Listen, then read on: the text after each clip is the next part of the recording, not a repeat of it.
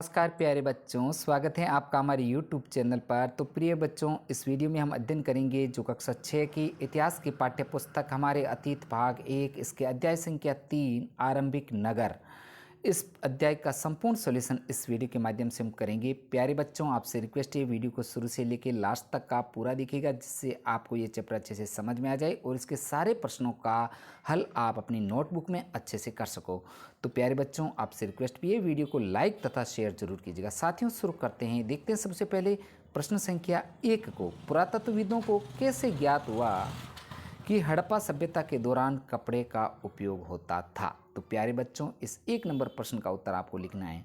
पुरातत्वविदों को 7000 साल पहले मेहरगढ़ में कपास की खेती किए जाने के प्रमाण मिले थे।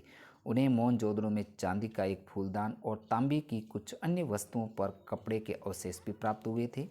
पक्की मिट्टी से बनी तकलियां सूत कताई का संकेत देती हैं। मोहनजोदड़ो में एक पत्थर की मूर्ति भी मिली थी जिसमें उसे वस्त्र पहनाए हुए दिखाया गया था। बढ़ते हैं आगे प्यारे बच्चों। प्रश्न 2 को देखते हैं। निम्नलिखित का सुमेल करो।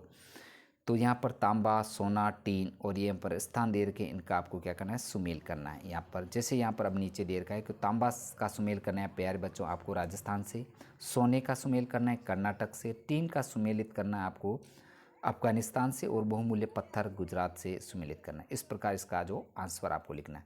बढ़ते हैं आगे प्यारे बच्चों। प्रश्न 3 को देखते हैं। हड़प्पा के लोगों के लिए धातुएं, लेखन, पहिया और हल क्यों महत्वपूर्ण थे? तो प्यारे बच्चों, इस 3 नंबर प्रश्न का आंसर शुरू करते हैं। हड़प्पा के लोगों के लिए धातुएं, लेखन, पहिया और हल कई कारणों से महत्वपूर्ण थे। अब इनका लिखते हैं कि इन चीज़ों को वो दूर दूर से आयात करते थे। वे तांबे को आयात ज़्यादातर राजस्थान से करते थे। धातुओं का प्रयोग बर्तन और आभूषण बनाने के लिए किया जाता था। उस समय हड़प्पा के लोगों की अपनी ही एक विशेष लिपि होती थी। हड़प्पा से मिले अवशेषों में इस लिपि के बड़े बड़े अवशेषों को खुदा पाया गया है।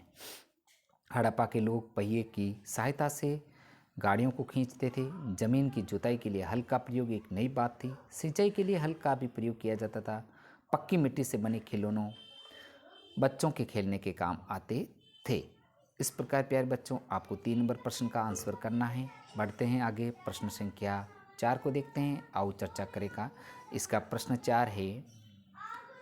इस अध्याय में पक्की मिट्टी यानी कि टेराकोटा से बने सभी खिलौनों की सूची बनाओ। इनमें से कौन से खिलौनों बच्चों को ज़्यादा पसंद आए होंगे? तो प्यारे बच्चों, इसका आंसर आप लिखिएगा कि हड़प्पा के लोगों ने पक्की मिट्टी के अनेक खिलौने बनाए थे। इन खिलौनों में खिलौना गाड़ी, खिलौना हल तथा पशु पक्षियों के नमूने प्रमुख थे।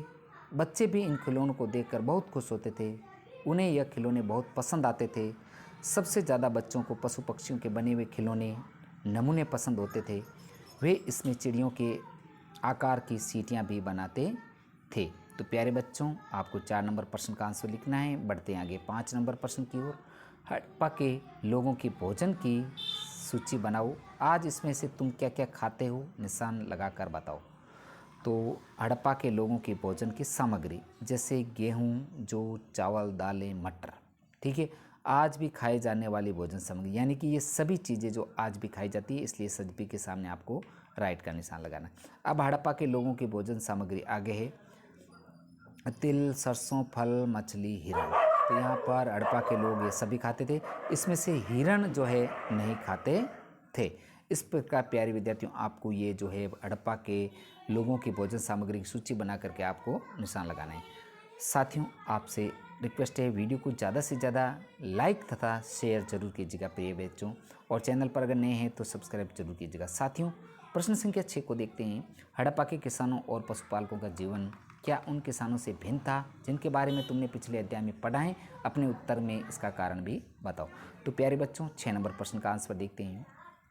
हड़प्पा सभ्यता एक नगर प्रधान सभ्यता थी। पहले के किसान और पशुपालक स्वयं के उपयोग के लिए खेती का उत्पादन करते थे, जबकि हड़प्पा में रहने वाले किसान और पशुपालक अन्य शिल्पकार के लिए खेती का उत्पादन करते थे। हड़प्पा के किसान कृषि उत्पादकों को गाड़ियों के द्वारा भेजते थे, जबकि पहले के किसान ऐसा नहीं करते थे। उनके पास ऐसी सुविधाएं ना के बराबर थी। तो प्यारे बच्चों, ये प्रश्न संख्या 6 का आंसर है। बढ़ेंगे आगे। प्रश्न संख्या 7 को देखते हैं। अपने शहर या गांव के 3 महत्वपूर्ण इमारतों का ब्यौरा दो। क्या वे बस्ती के महत्वपूर्ण इलाके में बनी हुई हैं? इन इमारतों का उपयोग किस लिए किया जाता है? तो प्यारे बच्चों, आपको ये अपने गांव या शहर के अनुसार स्वयं आप अपनी इमारतों, पुरानी इमारतों का ब्यौरा दे करके इसका आंसर कर सकते हैं। 8 नंबर प्रश्न, तुम्हारे इलाके में कोई पुरानी इमारत है, पता करो कि वो कितनी पुरानी और उनकी देखभाल कौन कर सकता। तो विद्यार्थियों, ये भी प्रश्न है, इसका आंसर आपको स्वयं करना है, क्योंकि आपके स्वयं के इलाके की ये जो है इमारत का पता करके इसका आंसर करना है। तो प्यारे बच्चों, हमने इस वीडियो में कक्षा 6 की जो इतिहास की पाठ्य पुस्तक है, इसकी चैप्टर संख्या 3 आरंभिक नगर, इस चैप्टर का संपूर्ण सॉल्यूशन हमने इस वीडियो के माध्यम से किया है। प्यारे बच्चों, आपसे रिक्वेस्ट है, वीडियो को ज़्यादा से ज़्यादा आप लाइक तथा शेयर जरूर कीजिएगा। साथियों, अगर चैनल पर नए हैं तो चैनल को सब्सक्राइब की जरूर कीजिएगा, क्योंकि आपको मेरी यूट्यूब चैनल पर कक्षा 6 से लेकर के 10 तक के संपूर्ण पाठों के सॉल्यूशन उपलब्ध हैं। तो साथियों, आज का वीडियो इतना ही, मिलेंगे नेक्स्ट वीडियो के साथ में। इससे पहले आपसे रिक्वेस्ट भी है, प्रिय विद्यार्थियों, ये सभी जो है आपके विषयों के पाठों का सॉल्यूशन मेरे चैनल की प्लेलिस्ट में आपको दिए हुआ, वहाँ जाके आप उनका अध्यापन एक साथ भी कर सकते हैं। प्रिय विद्यार्थियों, मिलते हैं नेक्स्ट वीडियो के साथ में। धन्यवाद।